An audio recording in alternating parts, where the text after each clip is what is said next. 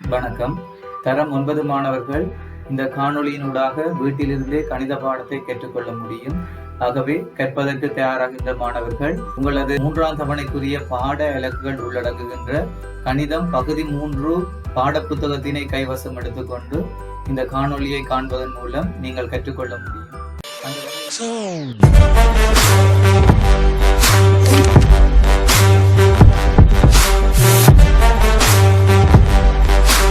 அந்த வகையிலே நாங்கள் இன்றைய தினம் 24வது பாட இலக்கு ஆகிய பல்கோணியின் கோணங்கள் என்ற பாட இலக்கை கேட்க இருக்கின்றோம்.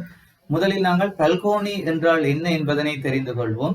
பல்கோணி என்பது 3 அல்லது 3க்கும் மேற்பட்ட நேரிய பக்கங்களால் நேர்கோடுகளால் அடைக்கப்பட்ட தள உருவம்தான் பல்கோணி. ஆகவே ஒரு பல்கோணி என்று சொன்னால் கட்டாயம் அது நேர்கோடுகளால் மாத்திரமாக்கப்பட்டிருக்கணும். அதே நேரம் ஒரு மூடிய தள உருவாகையும் இருந்தால் நாங்கள் அதை பல்கோணி என்று சொல்லுவோம். அந்த வகையில ஒரு பல்கோணி ஒன்று அமைக்கிறதுக்கு தேவையான ஆக குறைந்த பக்கங்கள் எண்ணிக்கை 3. ஆகவே 3 பக்கங்களால் ஆக்கப்பட்ட பல்கோணியை நாங்கள் முக்கோணி என்று சொல்லுவோம். எளிய பல்கோணியாகவும் முக்கோணி தான் இருக்கு. இது தவிர 4 பக்கங்களை கொண்ட பல்கோணி நாற்பக்கல், 5 பக்கங்கள் கொண்ட பல்கோணி ஐங்கோணி, 6 பக்கங்கள் இருந்தால் அறுகோணி, 7 பக்கம் இருந்தால் எழுகோணி, 8 பக்கம் இருந்தால் எண்கோணி, 9 பக்கங்களை கொண்ட பல்கோணியை நாங்கள் நவகோணி என்று சொல்லுவோம். 10 பக்கங்கள் இருந்தால் நாங்கள் தசகோணி என்று சொல்லுவோம். 11 பக்கம் இருந்தால் 11 பக்கங்கள் கொண்ட பல்கோணி, 18 பக்கம் இருந்தால் 18 பக்கங்களை கொண்ட பல்கோணி. இந்த மாதிரி பல்கோணியின் வகைகள் வேறுபட்டு கொண்டே போகும். ஆகவே பல்கோணியின் பக்கங்களின் எண்ணிக்கைக்கு ஏற்ப பல்கோணி பல்வேறு பெயர்களை கொண்டு அழைக்கப்படும். இது அப்படி இருக்க நாங்கள் பல்கோணியை நாங்கள் 2ஆ பிரிக்கலாம். ஒன்று குவிவு பல்கோணி, அடுத்தது குழிவு பல்கோணி. அப்ப குவிவு பல்கோணி குழிவு பல்கோணி என்று எவ்வாறு தீர்மானிக்கப்படுது என்று சொன்னால், ஒரு பல்கோணியில கோணங்கள் ஒவ்வொன்றும் அகக்கோணங்கள் ஒவ்வொன்றும் 180 பாகையை விட குறைவாக இருக்குமாக இருந்தால் அந்த பல்கோணியை நாங்கள் குவிவு பல்கோணி என்று சொல்லுவோம். அதே சமயம் ஒரு பல்கோணி ஒன்றின் இரண்டாலும் ஒரு அகக்கோணம் 180 பாகையை விட கூடுமாக இருந்தால் அந்த பல்கோணியை நாங்கள் குழிவு பல்கோணி என்று சொல்லுவோம். எங்களுக்கு தெரியும் 180 பாகையை விட கூடின கோணத்தை நாங்கள் பின்வளை கோணம் என்று சொல்லுவோம். பின்வளை கோணங்கள் அகக்கோணமாக வருகின்ற பல்கோணி குழிவு பல்கோணியாக அமையும். அப்படி இல்லாம ஒரு பல்கோணியில எல்லா கோணங்களும் 180 பாகையை விட குறைய இருக்குமாக இருந்தால் அந்த பல்கோணியை நாங்கள் குவிவு பல்கோணி என்று சொல்லுவோம். இதை நாங்கள் தரம் 8ல கற்றிருப்போம். இப்ப நாங்கள் மீட்டர் பயிற்சிகளுக்குள்ள செல்வோம். 52ஆம் பக்கம் இருக்கிற மீட்டர் பயிற்சிகளை நாங்கள் பார்ப்போம். முதலாவது வினா, தரப்பட்டுள்ள உருக்களில் குவிவு பல்கோணிகளை தெரிவு செய்க. நான் முன்னமே சொல்லிட்டேன், குவிவு பல்கோணி என்பது அகக்கோணங்கள் எதுவும் பின்வளை கோணமாக அமையாது. அப்படி இருக்கிற பல்கோணியை நாங்கள் குவிவு பல்கோணி என்று சொல்வோம். அப்ப முதலாவது இருக்கிற படத்தை நீங்க பாத்தீங்கன்னா விளங்கும், அது ஒரு குவிவு பல்கோணி. ஏனென்றால் அகக்கோணங்கள் எதுவும் பின்வளை கோணங்கள் அல்ல, ஆகவே அது குவிவு பல்கோணி. 2ஆவதா இருக்கிற படத்தை பாத்தீங்கன்னா விளங்கும், அதுவும் ஒரு குவிவு பல்கோணி. 3ஆவதா இருக்கிற படத்தை பாத்தீங்கன்னா விளங்கும், ஒரு அகக்கோணம் பாருங்க பின்வளை கோணமாக இருக்கு, 180 பாகையை விட கூட இருக்கு. ஆகவே 3ஆவதா இருக்கிற பல்கோணி குழிவு பல்கோணி. 4ஆவதா இருக்கிற படத்தை பாருங்க, எல்லாமே 180 விட குறைய இருக்கு, ஆகவே அது குவிவு பல்கோணி. 5ஆவதா இருக்கிற படத்தை பாத்தீங்கன்னு சொன்னா அதுல 2 பின்வளை கோணங்கள் வருது. அப்ப 2 பின்வளை கோணம் வாடுறதால அது குழிவு பல்கோணியாக இருக்கு. அப்ப தரப்பட்டுள்ள உருக்களில் 3ஆவதாகவும் 5ஆவதாகவும் இருக்கின்ற பல்கோணிகள் குழிவு பல்கோணிகள் ஆகும். ஏனைய 3ம் குவிவு பல்கோணி ஆகும். ஆகவே நீங்கள் அதை குழிவு பல்கோணியா குவிவு பல்கோணியா என வேறுபடுத்துவீர்கள். இப்ப நாங்கள் 2வது வினாவுக்குள் செல்வோம். பின்வரும் கூற்றுகளில் சரியானவற்றை தெரிவு செய்க. ஏ கேள்வி, 7 பக்கங்களை கொண்ட பல்கோணி எழுகோணி எனப்படும். உங்களுக்கு தெரியும், 7 பக்கம் இருந்தா அதுல பேர் என்ன? எழுகோணி. நான் ஆரம்பத்துல சொன்ன மாதிரி 7 பக்கம் இருந்தா எழுகோணி, 8 பக்கம் இருந்தா எண்கோணி, 9 பக்கம் இருந்தா நவகோணி என்று நான் சொல்லியிருக்கிறேன். அந்த கூற்று சரி. 2வது கேள்வி, எந்த ஒரு பல்கோணியினதும் அகக்கோணங்களின் எண்ணிக்கை அதன் பக்கங்களின் எண்ணிக்கைக்கு சமனாகும். அந்த கூற்றும் சரி.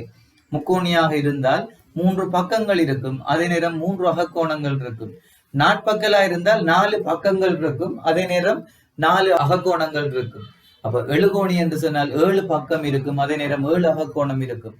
அப்ப ஒரு பல்கோணி இருக்குன்னு சொன்னால் அந்த பல்கோணிக்கு எத்தனை பக்கங்கள் இருக்குதோ அத்தனை அகக்கோணங்கள் இருக்கும், அத்தனை புறக்கோணங்கள் இருக்கும். அப்ப அகக்கோணங்கள் புறக்கோணங்கள் எண்ணிக்கை பக்கங்களின் எண்ணிக்கை இதெல்லாம் உண்டு கொண்டு எப்படி இருக்கும்? சமனா இருக்கும்.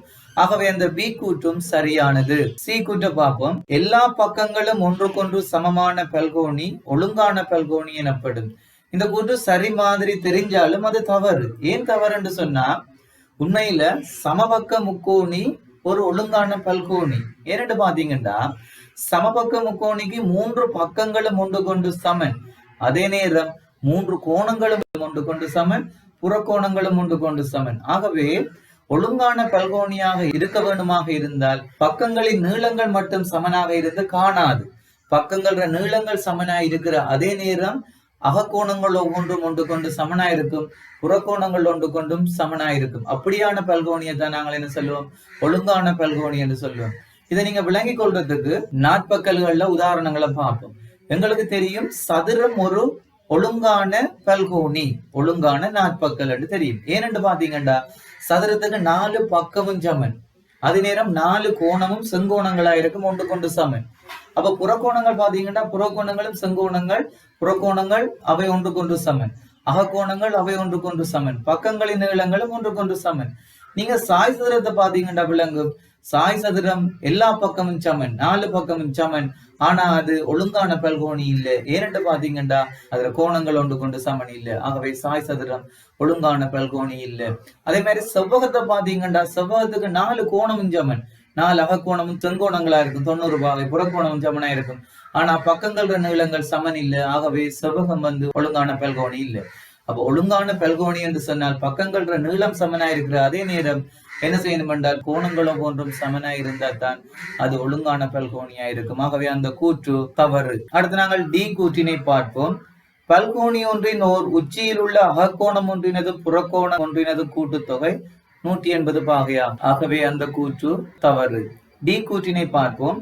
பல்கோணி ஒன்றின் ஓர் உச்சியில் உள்ள அகக்கோணத்தினதும் புறக்கோணத்தினதும் கூட்டுத்தொகை 180 பாகையாகும். இந்த கூற்று சரியானது.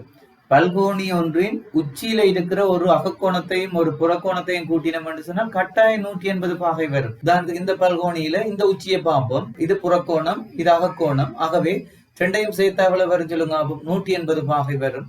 ஆகவே இந்த கூற்று சரியானது. பல்கோணி ஒன்றின் உச்சியில இருக்கிற அகக்கோணம் ஒன்றையும் புறக்கோணம் ஒன்றையும் கூட்டவார பெருமன் கட்டாயம் 180 பாகையாயிரம். கட்டாயம் ஒன்றுக்கொன்றது மிக நிரப்பியாக இருக்கும். அடுத்து கூற்று ஈனை பார்ப்போம். ஒரு தசகோணியில் 11 அகக்கோணங்கள் உள்ளன. இல்ல, தசகோணி என்பது 10 பக்கங்களை கொண்ட ஒரு பல்கோணிக்கு பேர் தான் என்ன? தசகோணி. அப்ப தசகோணி என்றால் 10 கோணங்கள் இருக்கும், 10 அகக்கோணங்கள் இருக்கும், 10 புறக்கோணங்கள் இருக்கும், அதே நேரம் 10 பக்கங்கள் இருக்கும். ஆகவே அந்த கூற்றும் தவறான கூற்று. அடுத்து நாங்கள் கூற்று எஃபினை பார்ப்போம். நாட்பக்கல் ஒன்றின் புறக்கோணங்களின் கூட்டுத்தொகை 180 பாகை. இந்த கூற்றும் தவறானது. எந்த ஒரு பல்கோணியாக இருந்தாலும் பல்கோணிகளுக்கு பக்கங்களின் எண்ணிக்கையை பொறுத்து அகக்கோணங்களின் கூட்டுத்தொகை மாறிக்கொண்டு போகும். ஆனால் எந்த ஒரு பல்கோணியாக இருந்தாலும் புறக்கோணங்களின் கூட்டுத்தொகை 360 பாகை, அது மாறாது. முக்கோணியாக இருந்தாலும் நாட்பக்கலாக இருந்தாலும் ஐங்கோணி, அறுகோணி, எழுகோணி, தசகோணி எதுவாக இருந்தாலும் புறக்கோணங்களின் மொத்த கூட்டுத்தொகை ஒரு பல்கோணிக்கு 360 பாகையாகும் என்பது மாறுபடாது. ஆகவே 180 பாகை நாட்பக்கல் புறக்கோணங்கள கூட்டுத்தொகை என்ற கூற்று தவறு. ஆகவே இந்த வினாக்களை மீண்டும் ஒரு தடவை பார்ப்போம். 7 பக்கங்களை கொண்ட பல்கோணி எழுகோணி எனப்படும் என்பது சரியான கூற்று. எந்த ஒரு பல்கோணியினதும் அகக்கோணங்களின் எண்ணிக்கை அதன் பக்கங்களின் எண்ணிக்கைக்கு சமனாகும் என்பதும் சரியான கூற்று. எல்லா பக்கங்களும் ஒன்றுக்கொன்று சமமான பல்கோணி ஒழுங்கான பல்கோணி எனப்படும் என்பது தவறான கூற்று. பல்கோணி ஒன்றின் ஒரு உச்சியில் உள்ள அகக்கோணத்தினதும் புறக்கோணத்தினதும் கூட்டுத்தொகை 180 பாகையாகும் என்பது சரியான கூற்று. ஒரு தசகோணியில் 11 அகக்கோணங்கள் உண்டு என்பது தவறான கூற்று. நாட்பக்கல் ஒன்றின் புறக்கோணங்களின் கூட்டுத்தொகை 180 பாகை என்பதும் தவறான கூற்று. அடுத்து நாங்கள் மூன்றாவதாக உள்ள வினாக்களுக்குள் செல்வோம். கீழே தரப்பட்டுள்ள ஒவ்வொரு உருவிலும் அட்சர கணித உறுப்புகளால் குறிக்கப்பட்டுள்ள கோணங்களின் பருமன்களை காண்க. இதுல முதலாவது வினாவை பாத்தீங்கன்னா தெரியும் எங்களுக்கு 70 பாகை 70 பாகை ஏ பாகை என்று தரப்பட்டிருக்கு. அப்ப எங்களுக்கு 8ஆம் வகுப்புல நாங்கள் படிச்சிருப்போம் கோணி ஒன்றின் அகக்கோணங்களின் கூட்டுத்தொகை 180 பாகை என்று. ஆகவே நாங்கள் இங்க 70ஐயும் ஏயும் கூட்டினா 180 பாகை என்று நாங்கள் எழுதுவோம். இதுல 70 140 140 சக ஏ சம 180 பாகை. அப்ப இதுல இருந்து நாங்கள் என்ன செய்யணும்? ஏ கண்டுபிடிக்கணும். அப்ப 180ல நாங்கள் 140 கழிச்சு விட்டால் A சமன் 40 பாகை எங்களுக்கு கிடைக்கும். அடுத்த இரண்டாவது கேள்வியை பாருங்க. கோணில ஒரு கோணம் 120 பாகை என்றும் இன்னொரு கோணம் 2x என்றும் இன்னொரு கோணம் x என்றும் தரப்பட்டிருக்கு. அப்ப 120 பாகையையும் எக்ஸையும் 2x-ஐயும் கூட்டவாறு 180 பாகை. இங்க பாத்தீங்கன்னு சொன்னால் 120 கொண்டு மற்ற பக்கம் கழிச்சு விட்டோம் என்று சொன்னால் 3x சமன் 60 பாகை என்று வரும். அப்ப 3x பெருமானம் 60 பாகை என்றால் ஒரு எக்ஸ் பெருமானம் பார்க்க நாங்க என்ன செய்யணும், 3ஆல 2 பக்கம் பிரிச்சு விட வேணும். 60 3ஆல பிரிக்கிற நேரம் எங்களுக்கு 20 பாகை என்று வரும். எக்ஸ் பெருமானம் 20 பாகை என்று எங்களுக்கு கிடைக்கும். அடுத்து நாங்கள் மூன்றாவது வினாவுக்கு செல்வோம். ஒரு செங்கோணமும் 2 கோணங்களும் தரப்பட்டிருக்கு. அந்த 2 கோணங்களோட பெருமானம் ஏ என்று தரப்பட்டிருக்கு. அப்ப நாங்கள் 90 பாகையோட இந்த ஏ கோணத்தையும் ஏ கோணத்தையும் கூட்ட வாரது 180 பாகை என்று நாங்கள் எழுதியிருக்கிறோம். இப்ப பார்த்தோம் என்று சொன்னால் இந்த 180ல 90 நாங்கள் 2 பக்கம் கழிக்கிற நேரம் 2a சமன் 90 பாகை என்று வரும். அப்ப 2a 90 பாகையாக இருந்தால் a சமன் 45 பாகை எங்களுக்கு இலக்குவா கிடைக்கும். 2 பக்கம் 2ஆல பிரிச்சு விட்டீங்கன்னு சொன்னால் a சமன் 45 பாகை எங்களுக்கு வரும். அடுத்த கேள்வி இங்க பாத்தீங்கன்னா விளங்கும். எக்ஸ்ர பெருமானம் காணணும். எங்களுக்கு தெரியும் நேர்கோணங்கள் இருக்கிற அடுத்துள்ள கோணங்களை கொடுத்தது 180 பாகை. ஆகவே எக்ஸை 35 கூட்ட வாரது 180 இருக்கிறோம். ஆகவே இந்த 35 கொண்டு 180ல கழிச்சு விட்டா எக்ஸ்ர பெருமானம் எங்களுக்கு 145 பாகை என்று வரும். அடுத்து நாங்கள் வைர பெருமானத்தை காண வேண்டும். இப்ப பாத்தீங்கன்னா 110ஐயும் பையையும் 35ஐயும் சேர்த்தா 180 பாகை வரும். ஏனென்றா முக்கோணி ஒன்றின் அகக்கோணங்களின் கொடுத்தவை 180 பாகை. இப்ப நாங்கள் என்ன செய்வோம், 110 135 145 145 கொண்டு 180ல இருந்து கழிச்சு விட்டோம் என்று சொன்னால் y சமன் 35 பாகை என்று வரும். அப்ப இந்த கேள்விக்கு x சமன் 145 பாகை y சமன் 35 பாகை என்று வரும். அடுத்து 5வது வினாவினை கவனியுங்கள். 5வது வினாவை நாங்கள் செய்ய வேண்டுமாக இருந்தால் நாற்பக்கல் ஒன்றின் அகக்கோணங்களின் கூட்டுத்தொகை 360 பாகை என்று தெரிய வேணும். நாங்கள் செய்து கொண்டிருக்கிறது மீட்டர் பயிற்சி. ஆகவே நாங்கள் 8ஆம் ஆண்டுல படிச்ச அந்த அறிவை வச்சுக்கொண்டுதான் இந்த கேள்விகள் செய்ய வேணும். அப்ப நாற்பக்கல் ஒன்றின் அகக்கோணங்களின் கூட்டுத்தொகை 360 பாகை என்று எங்களுக்கு தெரியும். ஆகவே இங்க தரப்பட்ட கோணங்களை பாருங்க. இந்த நாற்பக்கல்ல இது 90 பாகை, இது 3x, இது 100 பாகை, இது 2x. ஆகவே இவ்வளத்தையும் கூட்டினா எத்தனை வரும், 360 பாகை வரும் என்றது நான் இருக்கு முதல்ல. இப்ப எங்களுக்கு எண்களை எல்லாம் கூட்ட தெரியும் என்று தெரியும். 100ஐயும் 90ஐயும் கூட்டினா 190, 3x-ஐயும் 2x-ஐயும் கூட்டினா 5x. ஆகவே 5x ஆக 190 சமன் 360. இப்ப 190 கொண்டு நாங்கள் 360ல கழிச்சு விட்டோம் என்றால் 5x சமன் 170 பாகை என்று வரும். 5x பெருமானம் 170 பாகை என்று வரும். இப்ப x பெருமானம் காண வேண்டுமாக இருந்தால் 2 பக்கம் நாங்கள் 5ஆல பிரிச்சு விட வேண்டும். அப்ப x சமன் 34 பாகை என்று எங்களுக்கு விடை கிடைக்கும். அடுத்து நாங்கள் 6வது வினாவினை பார்ப்போம்.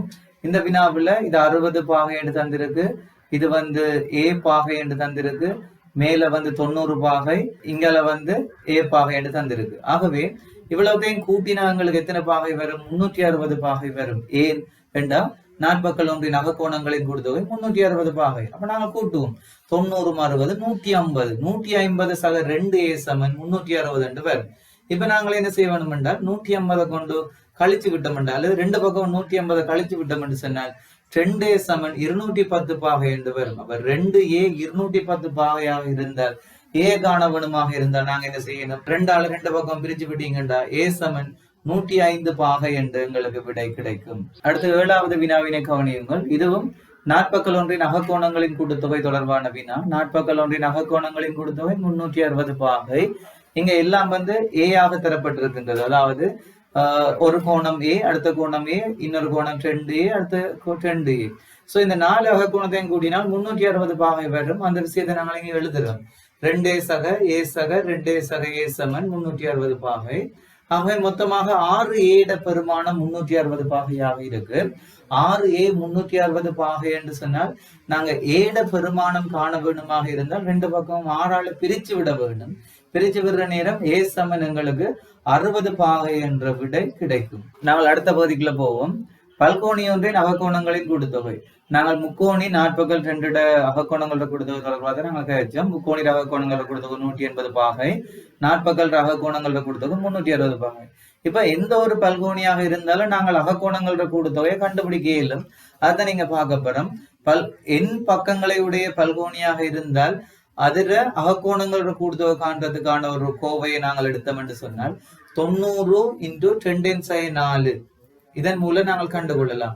இப்ப 2n-4 தர 2n-4 செங்கோணங்கள் என்ற அடிப்படையில நாங்கள் கண்டுகொள்ளலாம். அதை நாங்கள் இந்த மாதிரி இலகுவாக சொல்லிக் கொள்ளலாம். 180 × n-2, அதாவது n பக்கங்களை உடைய பல்கோணியாக இருந்தால் அதில் அகக்கோணங்களோட கூட்டுத்தொகையை காண வேண்டுமாக இருந்தால் அந்த பக்கங்களின் எண்ணிக்கையிலிருந்து 2 கழிச்சு போட்டு 180 பிரிக்கினா சரி. இங்க பாத்தீங்கன்னா விளங்கும் n-2 தர 180. இதுல இருந்து நாங்கள் பல்கோணி ஒன்றின் அகக்கோணங்களோட கூட்டுத்தொகையை இலகுவாக கண்டுகொள்ள முடியும். இப்ப நாங்கள் 25.1 பயிற்சிகளுக்குள்ள செல்லுவோம். பயிற்சி 25.1. கீழே தரப்பட்டுள்ள ஒவ்வொரு பல்கோணியினதும் அகக்கோணங்களின் கூட்டுத்தொகையை காண்க. முதலாவது ஐங்கோணி. அப்ப பல்கோணி ஒன்றின் அகக்கோணங்களோட கூட்டுத்தொகை காண வேணுமா இருந்தால் பக்கங்கள் எண்ணிக்கையிலிருந்து 2 கழிச்சு போட்டு 180 பிறக்கணும் லேசா. அல்லது n பக்கங்களையுடைய பல்கோணியாக இருந்தால் n-2 தர 180. இதுதான் பல்கோணி ஒன்றின் அகக்கோணங்களோட கூட்டுத்தொகையை காண்றதுக்கான முறை. ஆகவே ஐங்கோணி என்று சொன்னால் 5 பக்கங்கள் இருக்கும். ஆகவே 5ல இருந்து நாங்கள் 2 கழிச்சு போட்டு 180 பெருக்கணும். அப்ப 5ல இருந்து 2 கழிச்சு போட்டு 180 பெருக்கிற நேரம் 5ல 2 போனா 3, 3ஆல நாங்கள் 180 பெருக்கினாங்களுக்கு 540 விட கிடைக்கும். அடுத்து நாங்கள் எண்கோணி ஒன்றின் அகக்கோணங்களின் கூட்டுத்தொகையை காணுவோம். அப்ப எண்கோணி ஒன்றின் அகக்கோணங்களோட கூட்டுத்தொகை காண வேணுமாக இருந்தால் நாங்கள் எண்கோணிக்கு 8 பக்கம். ஆகவே 8ல இருந்து 2 கழிச்சு போட்டு 180 பெருக்கணும். 8ல இருந்து 2 கழிச்சு மட்டும் 6, 180 பாகையால பிரிக்கணும் என்று சொன்னால் எங்களுக்கு 1080 பாகை என்று வரும். இதே மாதிரி அடுத்தது பன்னிருகோணியின் அகக்கோணங்களின் கூட்டுத்தொகையை காண வேணுமாக இருந்தால் பன்னிருகோணிக்கு எங்களுக்கு 12 பக்கங்கள் என்று தெரியும். ஆகவே நாங்கள் 12ல இருந்து 2 கழிச்சம் என்றால் 10, 10 நாங்கள் 180 பிரிக்கிற நேரம் 1800 பாகை என்று வரும். பன்னிருகோணியின் அகக்கோணங்களின் கூட்டுத்தொகை எங்களுக்கு இந்த மாதிரி 1800 பாகை என்று வரும். பன்னிருகோணிக்கு 12 பக்கம் இருக்கு. 12ல இருந்து 2 கழிச்சு போட்டு 180 பெருக்கிறோம், 1800 பாகை என்று எங்களுக்கு வரும். அடுத்ததாக நாங்கள் 15 பக்கங்களை கொண்ட பல்கோணியின் அகக்கோணங்களின் கூட்டுத்தொகையை காணுவோம். அப்ப 15 பக்கங்களை கொண்ட பல்கோணி என்றால் 15 பக்கம் இருக்கும். நாங்கள் n-2 தர 180 தானே. ஆகவே நாங்கள் 15ல இருந்து 2 கழிச்சு போட்டு 180 பெருக்குவோம். நாங்கள் 15ல இருந்து 2 கழிச்சோம் என்று சொன்னால் 13, 13 180 பிரிக்கணும் என்று சொன்ன எங்களுக்கு 2340 பாகை என்று அகக்கோணங்களோட கூட்டுத்தொகை எங்களுக்கு வரும். 15 பக்கங்களை கொண்ட பல்கோணி அகக்கோணங்களோட கூட்டுத்தொகை 2340 பாகை. அடுத்து நாங்கள் இரண்டாவது வினாவினை பார்ப்போம். எழுகோணி ஒன்றின் 4 அகக்கோணங்கள் 100 பாகை, 112 பாகை, 130 பாகை, 150 பாகை ஆகும். அதன் ஏனைய 3 கோணங்களும் ஒன்றுக்கொன்று சமமாகும். ஒரு கோணத்தின் பெருமானத்தை காண்க.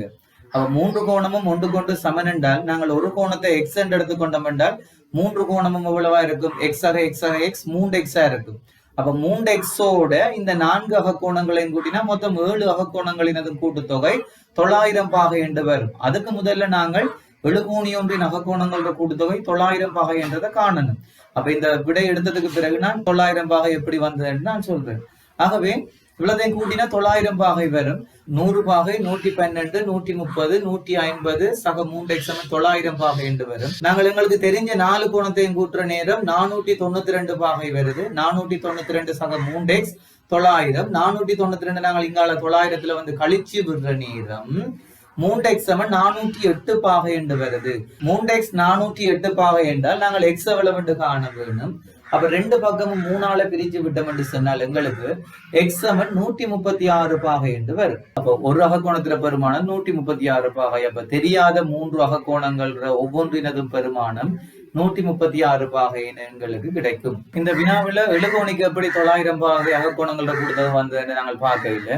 ஆகவே எழுகோணிக்கு 7 பக்கம். 7ல இருந்து நாங்கள் 2 கழிச்சு போட்டு 180 பிரிக்கணும் என்று சொன்னால் எழுகோணி அகக்கோணங்களோட கூட்டுத்தொகை வரும். 7ல 2 போனால் 5, 5 நாங்கள் 180 பாகையால பெருக்கினால் எவ்வளவு வரும் என்று சொன்னால் 900 பாகை என்று வரும் எழுகோணி ஒன்றின் அகக்கோணங்களோட கூட்டுத்தொகை. அடுத்து நாங்கள் மூன்றாவது வினாவினை பார்ப்போம். ABCD என்ற நாற்பக்கலில் அகக்கோணங்களின் இருசமக்கூறாக்கிகள் ஓவில் சந்திக்கின்றன. ABCD என்ற நாற்பக்கல்ல இருசமக்கூறாக்கிகள் எல்லாம் ஓவுல சந்திக்குதாம் என்று சொல்லியிருக்காங்க. முதலாவது கேள்வி, A சக B சக C சக D இன் பெருமானத்தை காண்க. அப்ப நாங்க பார்ப்போம். நாற்பக்கல் ஒன்றின் அகக்கோணங்களின் கூட்டுத்தொகை 360 பாகை. அப்ப இந்த கோணம் இந்த கோணம் இந்த கோணம் இந்த கோணம் இவ்வளவை கூட்டினா 360 பாகை வரும். இங்க பாத்தீங்கன்னு சொன்னா இது A 2A. இப்ப நாற்பக்கல் ABCD ல பாருங்க, A சக A, A சக A சக B சக B சக C சக C சக D சக D கூட்டினா எத்தனை பாகை வரும்? 360 பாகை வரும்.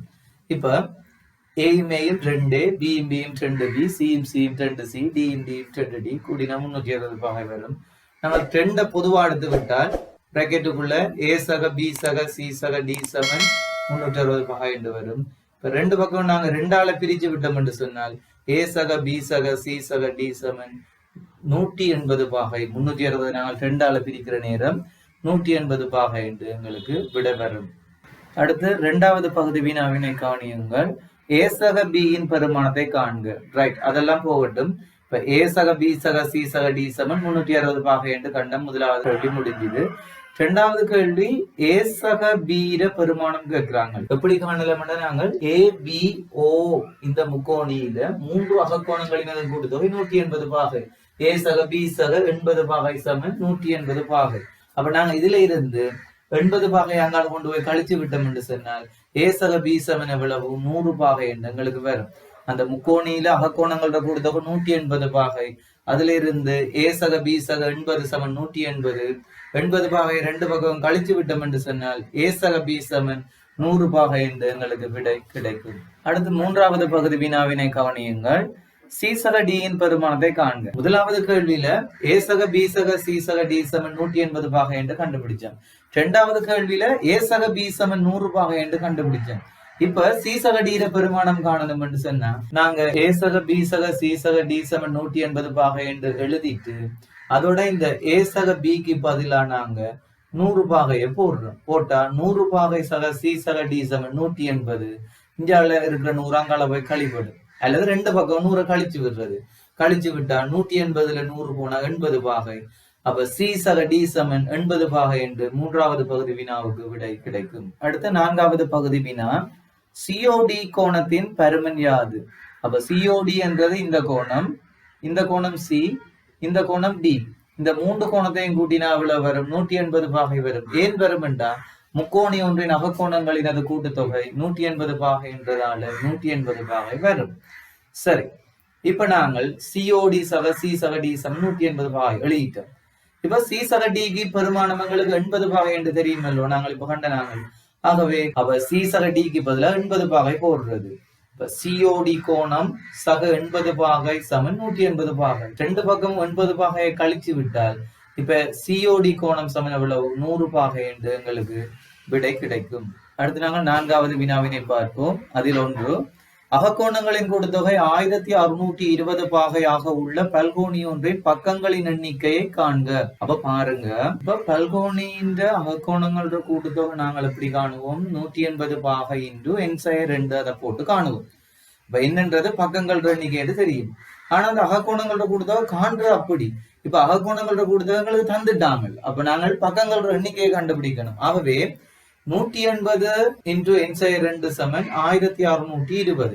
இதுல இருந்து என்ன நாங்கள் கண்டுபிடிக்கணும்? ஒரு உறுப்பை தந்துட்டு அது எத்தனையாம் உறுப்பு கேட்கிற மாதிரி, அந்த மாதிரி தான் இங்க நாங்கள் என்ன செய்யணும்டா என்ன கண்டுபிடிக்கணும். அப்ப 180 தர n/2 சமன் 1620. இதுல இருந்து நாங்கள் என்ன கண்டுபிடிச்சோம்னா சரி. இப்ப பாருங்க, இங்கால பெருக்கு பெற 180 அங்கால போய் பிரிக்கும். 1620 நீங்க 180ஆல பிரிக்கிற நேரம் என்ன விட வரும்டா உங்களுக்கு? 9 வரும். அப்ப n/2 சமன் 9. ஆகவே இந்த கழிவற 2 அங்கால கூட்டுப்படுற நேரம் என்ன? n சமன் எங்களுக்கு 11 விட வரும். அப்ப அந்த பல்கோணிக்கு எத்தனை பக்கங்கள் இருக்கும் என்று கேட்டால் 11 பக்கங்கள் இருக்கும் என்று நாங்கள் விடையளிக்க வேண்டும். அடுத்து 2வது பகுதி வினாவினை கவனியுங்கள். அகக்கோணங்களின் கூட்டுத்தொகை 3600 பாகையாக உள்ள பல்கோணி ஒன்றின் பக்கங்களின் எண்ணிக்கையை காண்க. அப்ப இதுக்கும் அப்படித்தான். 180 பாகை தர n/2 சமன் என்ன? 3600 பாகை என்று வரும். இப்ப நாங்கள் என்ன செய்வோம்? இதை தீர்த்து நாங்கள் என்ன கண்டுபிடிச்சோம்? இத்தனை பக்கங்கள் இருக்கு வரும். இங்கால பெருக்கிற 180 அங்கால போய் பிரிக்கும். 3600 180ஆல பிரிச்சிங்கன்னு சொன்னால் 20 வரும். அப்ப n/2 சமன் 20. ஆகவே இப்ப என்ன நாங்கள் கண்டுபிடிக்கணும்னா கழிவற நீங்கால வந்து கூட்டுப்பட்டால் 20 2 22. அப்ப n சமன் 22 வரும். ஆகவே இந்த பல்கோணிக்கு மொத்தமாக 22 பக்கங்கள் இருக்கும் என்று உங்களுக்கு விடை கிடைக்கும். இப்பாட அலகின் தொடர்ச்சி அடுத்த காணொளியில் கிடைக்கும்.